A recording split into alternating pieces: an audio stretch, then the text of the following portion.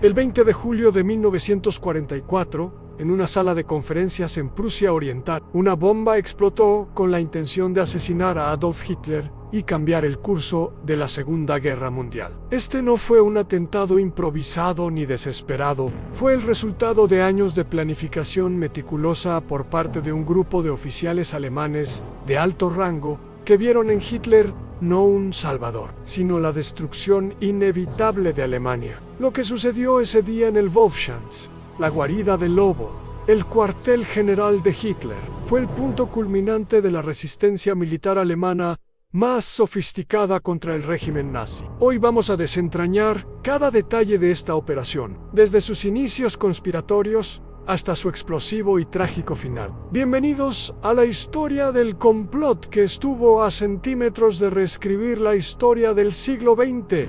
Contrario a la creencia popular, la oposición a Hitler dentro del ejército alemán no comenzó en 1944, ya en 1938, antes incluso del estallido de la guerra. Existían círculos de oficiales preocupados por el camino que estaba tomando Alemania. El general Ludwig Beck, jefe del Estado Mayor General hasta 1938, fue uno de los primeros en expresar su oposición abierta. Beck renunció en protesta contra los planes expansionistas de Hitler, argumentando que llevarían a Alemania a una guerra catastrófica que no podía ganar. Su renuncia no fue un acto de cobardía, sino el inicio de algo mucho más peligroso, en una red clandestina de resistencia. Junto a Beck surgieron figuras como Karl Gordoller, ex alcalde de Leipzig, quien sería propuesto como futuro canciller de una Alemania post-Hitler. Gordoller había viajado extensamente y mantenía contactos internacionales. Él comprendía que el régimen nazi estaba aislando a Alemania y destruyendo su reputación moral. Pero quizás el más determinado de todos fue Henning von Treschow, oficial de inteligencia destinado en el Grupo de Ejércitos Centro en el Frente Oriental. Treschow fue testigo directo de las atrocidades cometidas por las SS y los Einsatzgruppen contra civiles y judíos en territorios ocupados. Lo que vio lo transformó de un oficial leal en un conspirador convencido. Treschow le confió a su ayudante, Fabian von Schlabrendorff. Hitler no es solo el archienemigo de Alemania, es el archienemigo del mundo entero. Cuando en pocas horas me presente ante Dios para rendir cuentas de mis actos, creo poder decir con la conciencia tranquila que he hecho lo que estaba en mi mano para luchar contra Hitler. Paralelamente, en Berlín se reunía regularmente un grupo intelectual conocido como el Círculo de Kreisau, liderado por Helmut James von Moltke. Estos hombres no eran militares en su mayoría, sino juristas, teólogos, economistas y diplomáticos que planificaban cómo debería ser la Alemania después de Hitler. Una democracia con valores cristianos, respeto por los derechos humanos y reconciliación con Europa. El círculo se reunía en la finca de Moltke en Kreisau, Silesia, discutiendo documentos que serían la base de una nueva constitución alemana. Aunque no participaban directamente en planes de asesinato, proporcionaban la visión política que justificaba moralmente la necesidad de eliminar a Hitler. Entre 1943 y julio de 1944, hubo al menos 6 intentos serios de asesinar a Hitler, todos ellos fallidos por circunstancias fortuitas. Marzo de 1943, Treschow y Schlabrendorff colocaron una bomba camuflada como 2 botellas de coñac en el avión de Hitler. La bomba no explotó debido al frío extremo en la bodega del avión. Una semana después, el coronel Rudolf Christoph von Gersdorff se ofreció como suicida bomba durante una exhibición de armamento capturado en Berlín. Hitler salió de la exhibición en solo 2 minutos, cuando la espoleta de la bomba requería 10 minutos para detonar. Noviembre de 1943, Axel von den Bosch planeó detonarse junto a Hitler durante una presentación de uniformes. El evento fue cancelado después de un bombardeo aliado. Cada fracaso aumentaba el riesgo de descubrimiento, pero también endurecía la determinación de los conspiradores. Sabían que el tiempo se agotaba. Las derrotas militares se acumulaban en Stalingrado, el norte de África, Italia. Alemania estaba siendo destruida, y con cada día que pasaba, más vidas se perdían en nombre de un régimen que ya había perdido la guerra. Klaus Schenkrath von Stauffenberg no comenzó la guerra como un opositor al régimen. Aristócrata del sur de Alemania católico, devoto, oficial de caballería brillante, Stauffenberg inicialmente vio aspectos positivos en el movimiento nacional que Hitler lideraba, pero su servicio en el norte de África lo cambiaría para siempre. En abril de 1943, durante un ataque aéreo aliado en Túnez, el vehículo de Stauffenberg fue alcanzado. Las heridas fueron devastadoras. Perdió su ojo izquierdo, su mano derecha completa y 2 dedos de su mano izquierda. Los médicos pensaron que no sobreviviría, pero Stauffenberg tenía una voluntad de hierro. Durante meses de dolorosa recuperación, Stauffenberg llegó a una conclusión inevitable. Hitler estaba llevando a Alemania a la destrucción total, y él, incluso mutilado, tenía el deber moral de hacer algo al respecto. Henning von Treschow, quien había seguido la carrera de Stauffenberg, vio en este oficial herido algo extraordinario. Un hombre con acceso potencial a Hitler, con la determinación de actuar y con la inteligencia para ejecutar un plan complejo. En el otoño de 1943, Treschow se reunió con Stauffenberg en Berlín. La conversación fue directa. Treschow le dijo: necesitamos un hombre que pueda llegar hasta Hitler, un hombre que esté dispuesto a dar su vida. Ese hombre eres tú, Stauffenberg.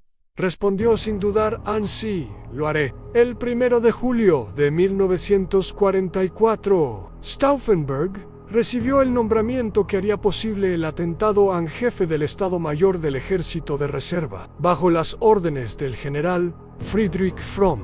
Este puesto requería que Stauffenberg asistiera regularmente a las conferencias de situación militar con Hitler. Era el acceso que los conspiradores habían estado esperando durante años. Pero había un problema: las conferencias se realizaban en el Wolfschatz, en Prusia Oriental, uno de los lugares más fuertemente custodiados del mundo. La genialidad del complot residía en su uso de la Operación Valkyria, un plan de contingencia legítimo diseñado para que el ejército de reserva tomara control de las ciudades alemanas en caso de una insurrección de los millones de trabajadores forzados extranjeros en Alemania. Los conspiradores, liderados por el general Friedrich Olbricht, habían modificado secretamente las órdenes de Valkyria. En lugar de movilizarse contra trabajadores extranjeros, las unidades del ejército de reserva rodearían e incautarían edificios gubernamentales, estaciones de radio, centrales telefónicas,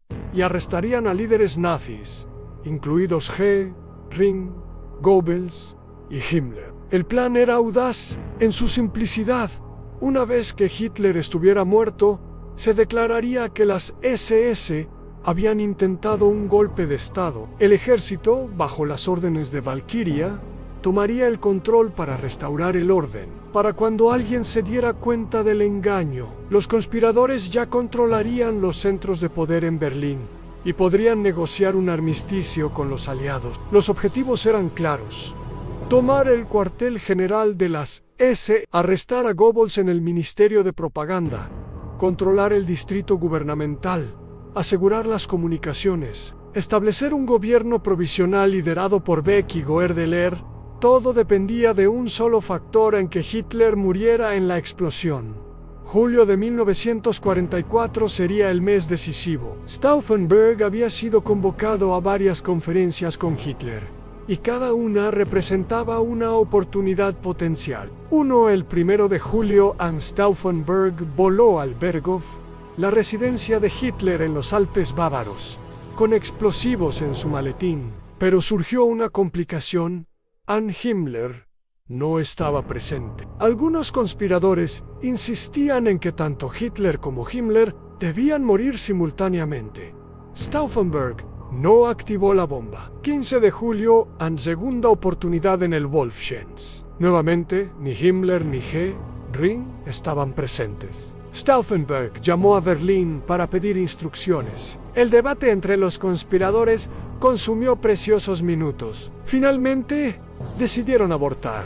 En Berlín, la tensión era insoportable. El general Olbricht había comenzado a activar Valkyria prematuramente, confiando en que Stauffenberg ejecutaría el atentado. Cuando la operación fue abortada, Olbricht tuvo que inventar que se trataba de un ejercicio de entrenamiento. Esto levantó sospechas peligrosas. La noche del 19 de julio, Stauffenberg se reunió con los conspiradores principales en su residencia de Berlín. La discusión fue acalorada. Algunos argumentaban que sin eliminar a Himmler, comandante de las SS y la Gestapo, el golpe fracasaría. Otros señalaban que cada día de retraso aumentaba el riesgo de descubrimiento. Stauffenberg golpeó la mesa con su mano mutilada. Basta. Matar a Hitler es suficiente. El hombre es el corazón del régimen. Sin él, todo el sistema colapsará. Mañana lo hago. Con o sin Himmler. La sala quedó en silencio. Todos sabían que no habría otra oportunidad. Stauffenberg había sido convocado para el día siguiente, 20 de julio, a una conferencia en el Wolfschatz. Sería la última oportunidad antes de que las SS, cada vez más sospechosas de la actividad conspirativa, pudieran actuar. Stauffenberg utilizaría explosivo plástico británico capturado, dividido en 2 paquetes de 1 kilogramo cada uno. Este explosivo plástico, conocido como Plastic Bomb, era moldeable, estable y devastadoramente efectivo en espacios cerrados. El mecanismo de detonación era químico, una ampolla de ácido que, al romperse con unos alicates, correría un alambre durante aproximadamente 10 minutos. Una vez cortado el alambre, se liberaría un percutor que activaría el detonador. El desafío para Stauffenberg era monumental, aun con solo 3 dedos en su mano izquierda. Tendría que romper las ampollas de ácido de ambos paquetes, algo que normalmente requería 2 manos y cierta fuerza. Practicó durante días hasta poder hacerlo en menos de 3 minutos. A las 7 a.m. del 20 de julio de 1944, Stauffenberg y su ayudante, el teniente Werner von Hefton, despegaron desde el aeropuerto de Rangsdorf, cerca de Berlín, en Anheinkel 111, con destino a Rastenburg, Prusia Oriental. En su maletín de cuero, Stauffenberg llevaba 2 kilogramos de explosivo plástico británico, suficiente para matar a todos en una habitación cerrada. También llevaba documentos falsos que explicaban por qué necesitaba cambiar de camisa antes de la reunión, lo que le daría un pretexto para retirarse y armar la bomba. Hefton observaba a Stauffenberg en silencio. Ambos sabían que muy probablemente no sobrevivirían al día. El plan era que, después de la explosión, si Stauffenberg moría, Hefton debía regresar a Berlín y asegurar que Valkyria se ejecutara de todas formas. Stauffenberg miró por la ventana del avión. Abajo, los bosques de Prusia Oriental se extendían interminablemente. En algún lugar entre esos árboles estaba la guarida del lobo y su cita con el destino. El Wolfschatz no era simplemente un cuartel general, era una fortaleza. Ubicado en los densos bosques de Prusia Oriental, el complejo ocupaba 250 hectáreas y estaba protegido por 3 anillos de seguridad concéntricos. El primer anillo en alambradas, campos minados, guardias externos. El segundo anillo en checkpoints, con controles de identidad rigurosos. El tercer anillo, la zona restringida, donde se encontraban los búnkeres de Hitler y la sala de conferencia. Stauffenberg y Hefton llegaron en un vehículo militar. En el primer checkpoint, un guardia de las SS revisó sus documentos. Stauffenberg, con su parche en el ojo y su mano derecha faltante, era inconfundible. El guardia saludó y los dejó pasar. Lo que los guardias no sabían era que en el maletín de cuero de Stauffenberg descansaban 2 kilogramos de muerte concentrada. Stauffenberg se reunió primero con el mariscal de campo Wilhelm Keitel, jefe del alto mando de las Fuerzas Armadas. Tenían asuntos que discutir sobre las unidades de reserva. Pero entonces llegó una noticia que cambiaría todo en la conferencia. con Hitler había sido adelantada. En lugar de comenzar a la 1 p.m. como estaba planeado, la reunión comenzaría a las 12:30 p.m. Hitler tenía que reunirse con Mussolini más tarde ese día, y su horario estaba ajustado para Stauffenberg. Esto era un desastre. Tenía menos tiempo para preparar la bomba. Peor aún, debido al calor del verano, la conferencia no se realizaría en el búnker de concreto reforzado donde usualmente se llevaba a cabo, sino en una barraca de madera con ventanas abiertas para ventilación. En un búnker cerrado, la explosión de 2 kilogramos de plastic bomb sería absolutamente letal, con la onda expansiva contenida y multiplicada por las paredes de concreto. En una barraca de madera con ventanas abiertas, gran parte de la fuerza explosiva se disiparía hacia afuera. Stauffenberg no tenía forma de comunicar esto a Berlín. Tendría que proceder de todas formas. A las 12:15 p.m. Stauffenberg le pidió a un sargento que le mostrara dónde podía refrescarse y cambiar de camisa debido al calor. El sargento, un hombre llamado Werner Vogel, lo guió a una pequeña habitación adjunta. Hefton entró con él, cerrando la puerta. Stauffenberg colocó el maletín sobre una mesa. Sus manos temblaban ligeramente, no de miedo, sino de adrenalina pura. Con su mano izquierda mutilada, tomó unos alicates especialmente modificados. Primer paquete presionó con los alicates hasta que sintió el crujido del vidrio. El ácido comenzó a correr. 10 minutos hasta la explosión. Segundo paquete intentó romper la ampolla, pero un sargento golpeó la puerta bruscamente en Herr Oberst.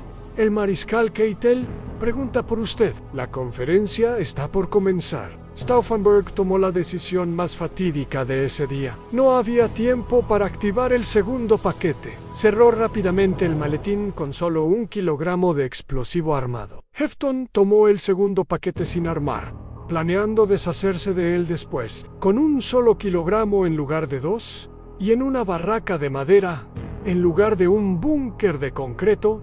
Las probabilidades de éxito se habían reducido dramáticamente, pero Stauffenberg no tenía opción. Salió de la habitación con el maletín en su mano izquierda. La barraca de conferencias era una estructura rectangular simple, de aproximadamente 12 por 5 metros. En el centro había una gran mesa de roble macizo de unos 5 metros de largo y a 1.5 metros de ancho, con una gruesa plancha de madera de 8 centímetros de espesor. Alrededor de la mesa se encontraban 24 oficiales de alto rango. Hitler estaba en el centro del lado largo de la mesa, inclinado sobre Mapaus con su espalda hacia una de las ventanas abiertas. Stauffenberg entró a las 12:37 p.m. Keitel lo presentó. Ann Main. El coronel von Stauffenberg ha llegado con el informe sobre las nuevas unidades de reserva en Hitler. Apenas levantó la vista de los mapas, asintiendo distraídamente. Su general de la Wehrmacht, Adolf Hüchinger, estaba en medio de una presentación sobre el colapso del frente oriental. Stauffenberg se acercó a la mesa. El coronel Heinz Brandt, amable como siempre, le hizo espacio. Aquí, Stauffenberg, ponte a mi lado para que puedas ver mejor los mapas. Ann Stauffenberg colocó el maletín debajo de la mesa. Aproximadamente 2 metros de distancia de Hitler, en el lado interno de una de las gruesas patas de roble de la mesa. El reloj químico dentro del maletín seguía su inexorable cuenta regresiva. Stauffenberg tenía aproximadamente 8 minutos antes de la explosión. Stauffenberg necesitaba salir de esa sala sin levantar sospecha. Permaneció de pie durante un momento, fingiendo estudiar los mapas que Heusinger estaba explicando. El general describía la situación desesperada cerca de Devinsk. La ruptura del frente por el enemigo ha creado una situación crítica. Las fuerzas soviéticas están avanzando hacia Hans Stauffenberg. Se inclinó hacia Keitel y susurró: Herr Feldmarschall, necesito hacer una llamada urgente a Berlín sobre las unidades de reserva. Keitel frunció el ceño, irritado. La conferencia acababa de comenzar, pero Stauffenberg insistió: es urgente, señor. El general Fromm está esperando información específica Ann-Keitel hizo un gesto de disgusto, pero asintió. Stauffenberg salió de la sala discretamente a las 12:40 p.m. 2 minutos después de salir. El coronel Brandt, buscando mejor vista de los mapas, se inclinó bajo la mesa para ajustar su posición. El maletín de Stauffenberg estaba en su camino. Sin saberlo, Brandt empujó el maletín con el pie hacia el otro lado de la gruesa pata de roble de la mesa, alejándolo unos centímetros más de Hitler. Ese simple movimiento, ese gesto casual e inconsciente, cambiaría la historia. La gruesa pata de roble macizo de la mesa ahora estaba directamente entre el explosivo y Hitler. Esa pata de 15 centímetros de grosor actuaría como escudo contra la Mayo R, parte de la onda expansiva. Narrador Hans Stauffenberg salió del edificio de conferencias y comenzó a caminar con calma deliberada hacia donde Hefton esperaba con un vehículo. Intercambiaron una mirada. Ambos sabían que en menos de un minuto todo terminaría. Stauffenberg miró su reloj a las 12:41, 12:42. Y entonces, a las 12:42 p.m. y 30 segundos, el ácido dentro del maletín completó su trabajo. El alambre se cortó. El percutor golpeó el detonador. 1 kilogramo de explosivo plástico británico detonó con una fuerza equivalente a varias granadas de mano, explotando simultáneamente. La detonación fue catastrófica. La onda expansiva viajó a 8.000 metros por segundo. El techo de la barraca fue arrancado instantáneamente. Las paredes de madera se desintegraron en una nube de astillas. Las ventanas explotaron hacia afuera en una lluvia de vidrio. Una bola de fuego naranja brillante llenó momentáneamente el espacio. Los 24 hombres en la sala fueron lanzados en todas direcciones. La gruesa mesa de roble se partió por la mitad. Documentos ardientes volaron por el aire. El humo negro y denso llenó inmediatamente lo que quedaba de la estructura. Desde fuera, el edificio pareció inflarse por un momento, como un globo, antes de colapsar parcialmente sobre sí mismo. El sonido de la explosión resonó por todo el complejo del Wolfschanz, haciendo que los guardias en todos los checkpoints miraran hacia el origen de la detonación con horror. Stauffenberg vio la explosión desde aproximadamente 200 metros de distancia. El edificio desapareció momentáneamente en una bola de fuego y humo. No había forma de que alguien pudiera sobrevivir a eso, o al menos, eso era lo que Stauffenberg creía. ¡Vámonos! ¡Ahora! Stauffenberg y Hefton saltaron al vehículo. El conductor, en shock, aceleró hacia el primer checkpoint. El complejo del Wolfschanz inmediatamente entró en estado de emergencia máxima. Sirenas comenzaron a sonar. Guardias de las SS corrieron hacia el edificio destruido. El humo negro se elevaba hacia el cielo. Un guardia levantó la barrera, bloqueando el camino. Stauffenberg bajó del vehículo con autoridad absoluta. «Déjenos pasar. Tengo órdenes urgentes del mariscal Keitel. Déjennos pasar inmediatamente». El guardia vaciló. Stauffenberg era un coronel de alto rango. Tenía autorización para estar allí. Levantó la barrera. Aquí las cosas se complicaron. Un teniente de las SS, más suspicaz, detuvo el vehículo. Nadie puede salir. El complejo está en alerta máxima. Ha habido una explosión. Stauffenberg sacó su mejor interpretación. Lo sé. Vi la explosión. Por eso mismo debo llegar a Berlín inmediatamente. Llame al capitán M. Lehndorff. Él autorizó mi salida. El teniente dudó, pero el nombre del capitán M. Lehndorff era correcto. Stauffenberg lo había preparado todo. Después de una llamada telefónica de confirmación que pareció durar una eternidad, la barrera se levantó. Para cuando llegaron al último puesto de control, las comunicaciones ya estaban caóticas. Nadie sabía exactamente qué había sucedido. Stauffenberg utilizó la confusión a su favor en pasaron. A la 1:15 p.m., Stauffenberg y Hefton llegaron al aeródromo de Rastenburg. El piloto del Heinkel E-111 ya tenía los motores calentándose. despegaron inmediatamente hacia Berlín. Mientras el avión se elevaba sobre los bosques de Prusia Oriental, Stauffenberg miró hacia atrás por última vez. El humo todavía era visible en la distancia. Estaba seguro, absolutamente convencido, de que Hitler estaba muerto. Estaba equivocado. Cuando el humo comenzó a disiparse, la escena dentro de lo que quedaba de la barraca era apocalíptica. El techo había desaparecido casi completamente. Las paredes estaban destrozadas. La enorme mesa de roble estaba partida y astillada. Había sangre por todas partes. De los 24 hombres que estaban en la sala, 4 morirían a causa de la explosión. El general Rudolf Schmondt, herido fatalmente, moriría días después. El coronel Heinz Brandt, quien había movido el maletín, tenía ambas piernas destrozadas y moriría al día siguiente. El general Corton, con heridas internas masivas, moriría esa noche. El taquígrafo Heinz Berger, el hombre de menor rango en la sala, moriría instantáneamente. Otros 11 hombres estaban gravemente heridos. La sala parecía una zona de guerra. Y entonces, de entre los escombros, una figura se levantó. Adolf Hitler estaba vivo. Sus pantalones estaban destrozados y en llamas. Su cabello estaba chamuscado. Su brazo derecho estaba parcialmente paralizado por la onda expansiva. Tenía el tímpano derecho perforado.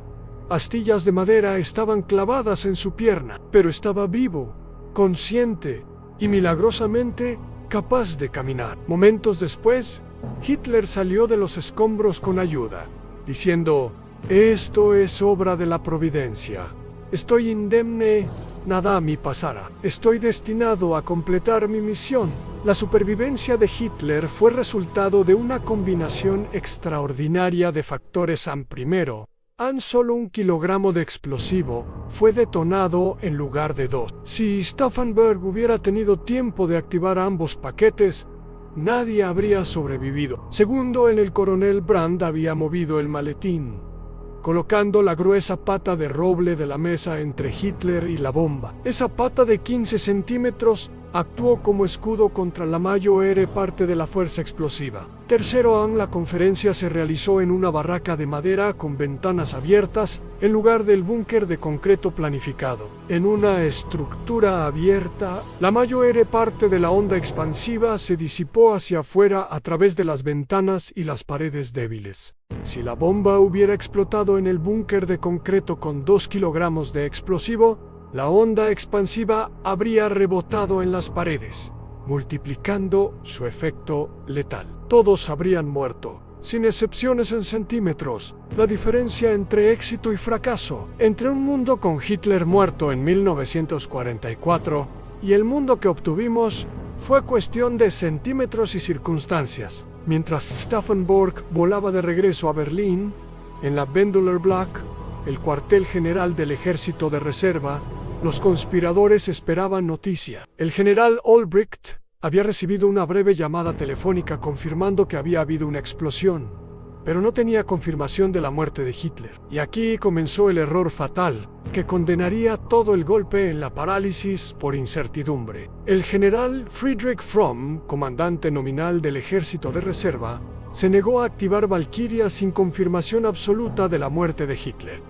Fromm no era un conspirador comprometido, era un oportunista que apoyaría el golpe solo si tenía éxito garantizado. Olbricht y otros conspiradores debatieron qué hacer. Cada minuto que pasaba era crucial. Si activaban Valkyria inmediatamente y Hitler estaba muerto, ganarían. Si esperaban confirmación, podían perder su ventaja. 1 p.m., 1:30 p.m., 2 p.m., 2:30 p.m. Nada, a ninguna orden de Valkyria fue emitida. Las unidades militares que debían tomar Berlín permanecieron en sus cuarteles. Cuando el avión de Stauffenberg finalmente aterrizó en Rangsdorf a las 3:45 p.m., habían pasado más de 3 horas desde la explosión. 3 horas cruciales desperdiciadas. Stauffenberg llegó a la Bendeler Block alrededor de las 4:30 p.m., seguro de que Hitler estaba muerto y furioso al descubrir que Valkyria no había sido activada. Vi la explosión con mis propios ojos. Nadie pudo haber sobrevivido. Emitan las órdenes ahora. Bajo el impulso furioso de Stauffenberg. Finalmente se emitieron las órdenes de Valkyria a las 4:00 p.m., casi 4 horas demasiado tarde. Mientras las órdenes de Valkyria comenzaban a fluir, Joseph Goebbels, ministro de propaganda, estaba en su oficina en Berlín cuando el mayor Otto Ernst Riemer, comandante del batallón de guardia de Berlín, llegó con órdenes de arrestarlo bajo Valkyria. Goebbels, uno de los nazis más astutos, inmediatamente comprendió lo que estaba sucediendo. Con calma sobrenatural, le dijo a Riemer mayor: ¿Es usted leal a...? Por supuesto, Herr. Entonces, déjeme que le hable directamente con el An Goebbels. Tomó su teléfono de línea directa con el Wolfschanz. Después de un momento que pareció eterno, una voz familiar sonó al otro lado del auricular. Era Hitler. Goebbels le pasó el teléfono a Riemer.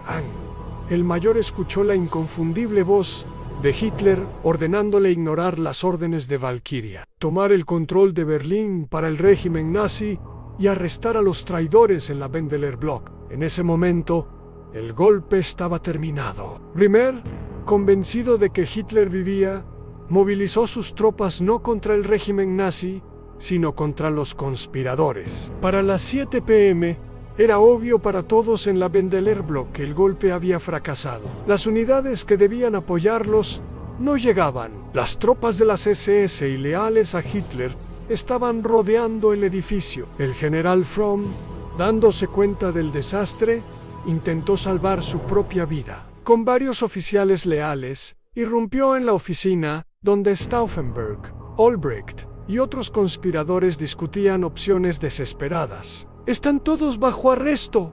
El golpe ha fracasado. Hitler vive».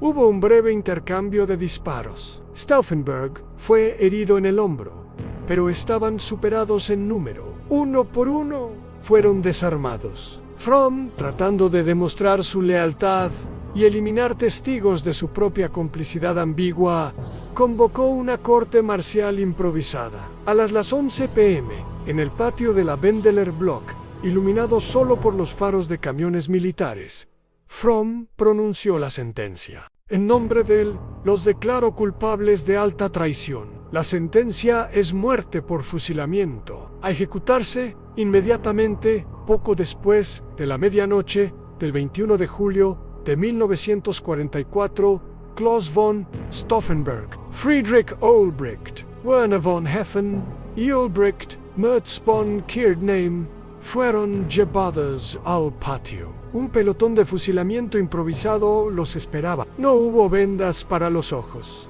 No hubo última confesión. Según testigos, cuando las órdenes de fusilamiento fueron dadas, Stauffenberg gritó sus últimas palabras: «¡Viva la Alemania secreta!». Y así terminó la vida del hombre que llegó más cerca que nadie de cambiar el curso de la Segunda Guerra Mundial. La venganza de Hitler fue rápida, brutal y extensa. En las horas siguientes al atentado fallido, la Gestapo lanzó la operación de arresto masivo más grande en la historia del Tercer Reich. Se estima que más de 7.000 personas fueron arrestadas en los meses siguientes.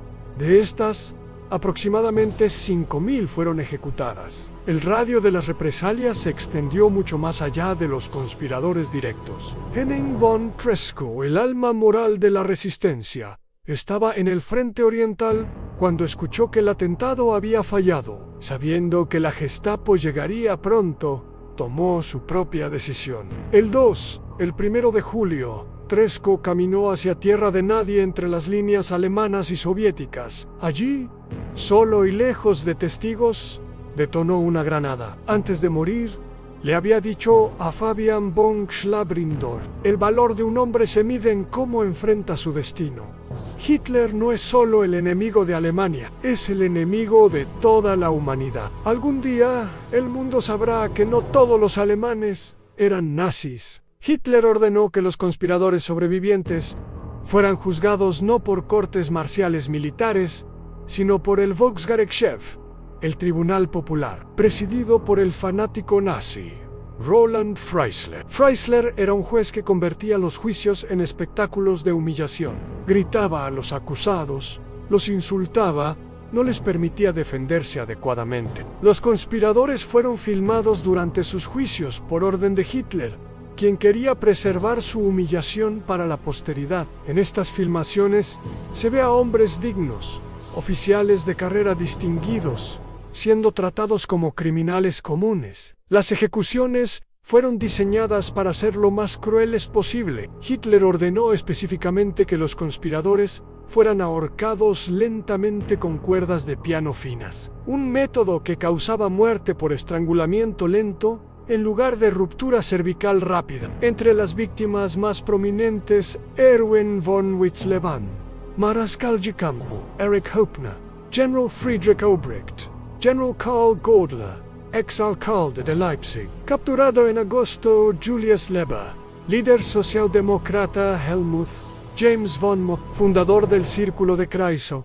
Incluso el mariscal Erwin Rommel, el zorro del desierto, héroe nacional de Alemania, fue implicado en el complot. En octubre de 1944, Hitler le dio la opción a un juicio público seguido de ejecución o suicidio con veneno, con garantías de que su familia estaría a salvo. Rommel eligió el veneno. Su muerte fue presentada como resultado de heridas de guerra. Para finales de 1944, la resistencia militar organizada contra Hitler había sido completamente destruida. Los que no fueron ejecutados vivían escondidos o huyeron al exilio. La Gestapo había penetrado casi todas las redes de conspiradores. El atentado del 20 de julio no solo falló en matar a Hitler. Para DJ Mann, fortaleció temporalmente su posición. Hitler sobreviviente era visto por muchos alemanes como prueba de que estaba protegido por el destino. Las SS, siempre sospechosas del ejército tradicional,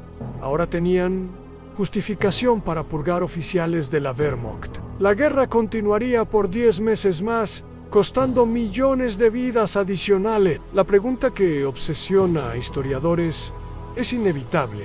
¿Qué habría pasado si la bomba hubiera matado a Hitler? Si el golpe hubiera triunfado en julio de 1944, la guerra en Europa probablemente habría terminado en otoño de 1944. Cientos de miles de vidas habrían sido salvadas. Los campos de concentración habrían sido liberados meses antes. Ciudades alemanas como Dresde no habrían sido bombardeadas, no habría habido batalla de las Ardenas.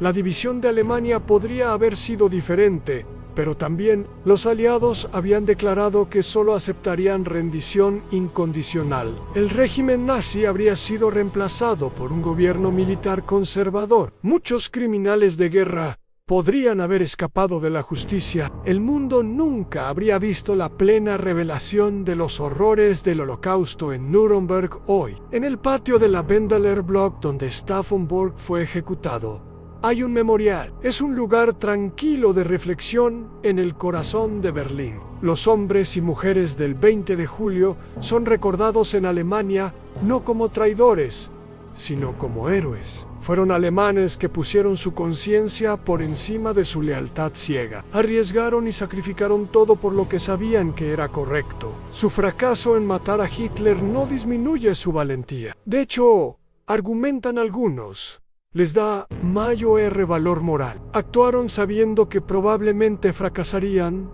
sabiendo que morirían, pero creyendo que la historia debía recordar que no todos los alemanes apoyaron a Hitler. Stauffenberg escribió antes del atentado: es tiempo de que algo se haga, pero quien se atreva a actuar debe saber que probablemente pasará a la historia alemana como un traidor. Si no actúa, será un traidor ante su propia conciencia. Prefiero ser un traidor en la historia que un traidor ante mi conciencia. En la historia del 20 de julio de 1944 es una historia de valentía extraordinaria frente a probabilidades imposibles. Es un recordatorio de que incluso en los momentos más oscuros hay personas dispuestas a resistir y arriesgar todo, a hacer lo correcto. La bomba de Stauffenberg falló por centímetros. pero su legado moral perdura. En un régimen donde la obediencia era absoluta y la disidencia significaba muerte, estos hombres eligieron la resistencia. No pudieron salvar a Alemania de Hitler, pero salvaron el honor de Alemania para la historia. Fabian von Schlabrindorf, el ayudante de Tresco que participó en varios intentos de atentado, fue uno de los pocos conspiradores que sobrevivió. Testificó en Nuremberg y vivió hasta 1980, dedicando su vida a asegurar que la historia de la resistencia alemana no fuera olvidada. Si este video te ha conmovido o hecho reflexionar sobre la valentía moral frente a la tiranía, considera dejar un like y suscribirte para más contenido histórico en profundidad. Para quienes quieran profundizar en esta historia, libros recomendados: Valkyrie, The Plot to Kill Hitler, Freiherr von Boeselager, Plotting Hitler's Death, Joachim Fest, The Gestapo, The Myth and Reality of Hitler's Secret Police, Frank Mc. Gracias por acompañarnos en este viaje a través de uno de los días más dramáticos de la Segunda Guerra Mundial. La historia de estos hombres merece ser recordada, estudiada y honrada. ¿Qué opinas? ¿Fueron Stauffenberg y sus compañeros héroes o traidores? ¿Cómo habría cambiado el mundo si hubieran tenido éxito? Déjame tus reflexiones en los comentarios. Nos vemos en el próximo video. Hasta entonces, recuerda, la historia no es solo lo que pasó, sino las elecciones morales que la gente hizo en momentos cruciales.